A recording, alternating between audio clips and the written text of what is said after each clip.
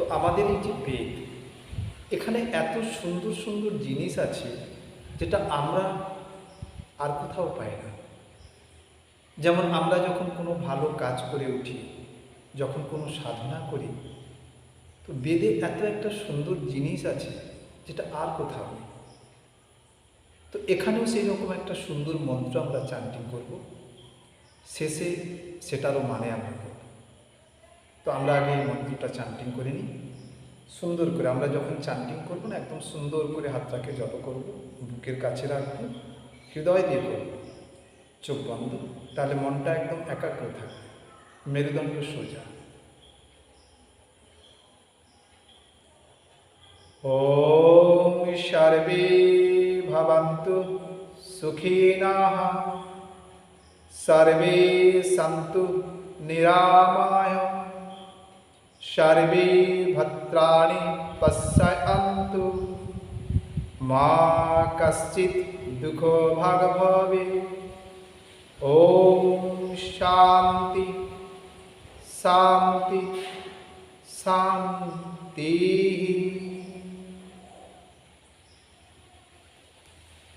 কি অসাধারণ মন্ত্র! এর মানেটা কি বলছে না, may all be happy, may all free from illness, may all see what is auspicious, may no one suffer. Om peace peace peace. তার মানে কি বলছে না, সবাই সুখী হোক, সবাই রোগ থেকে মুক্ত থাকুক, আর সবাই যেন সব কিছু পবিত্র দেখে। আর কি বলছে, কেউ যেন না কষ্ট পায়। ওম শান্তি শান্তি শান্তি। তো যেদিন সময় পাবো কেন আমরা 3 বার শান্তি বলি সেটা নিয়ে আলোচনা করব। তো কি অসাধারণ আমাদের বেদের মন্ত্রগুলো দেখুন, এবং কত অসাধারণ চিন্তা।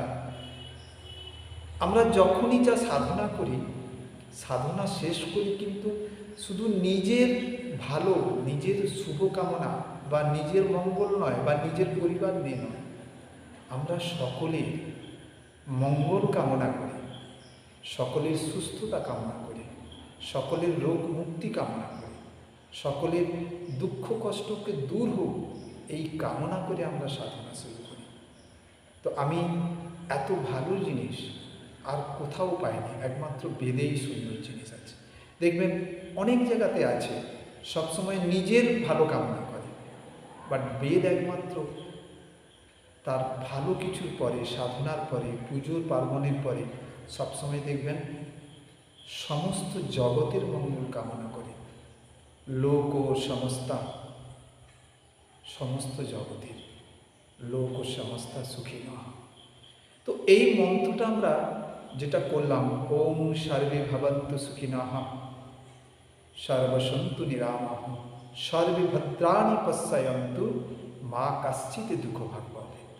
আমরা সাধনার শেষে, ভালো কাজের শেষে সমস্ত জগতের সমস্ত মানুষের মঙ্গল কামনা করব, সবাই সুস্থতা কামনা করব, সবাই রোগ মুক্তি কামনা করব। অর্থাৎ ভালো কাজের যে পুণ্য আমরা সবাই ভাগ করে নেব। তো আবার একদিন আসবো আরও খুব সুন্দর সুন্দর বেদের মন্ত্রগুলো নিয়ে।